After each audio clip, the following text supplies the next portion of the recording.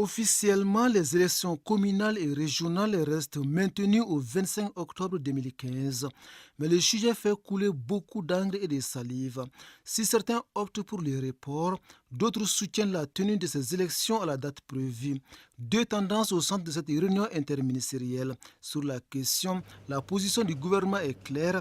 Tout changement de calendrier électoral fera l'objet d'une concertation. Les différents reports successifs de février à avril des différentes dates des élections ont été le fruit de concertations et de décisions consensuelles avec la classe politique. Il se trouve qu'aujourd'hui, des sons contradictoires parviennent au chef du gouvernement ici et là.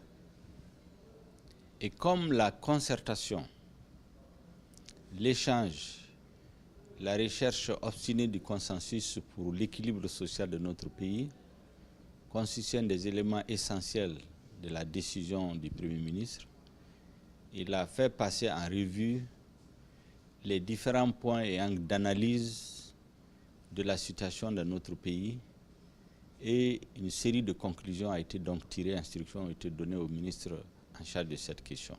Il s'agit de réunir dans les plus brefs délais les différents acteurs concernés par la question, notamment la classe politique, la société civile, la CENI et la DGE.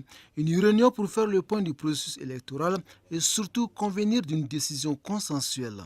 À l'effet de mettre à la disposition du gouvernement des éléments d'une décision définitive et une décision consensuelle, je précise, de l'ensemble des composantes de notre nation sur le processus électoral. Et naturellement, les résultats de ce consensus, assortis d'un chronogramme, je précise, dans l'intérêt exclusif de notre pays, seront soumis au Conseil des ministres pour appréciation.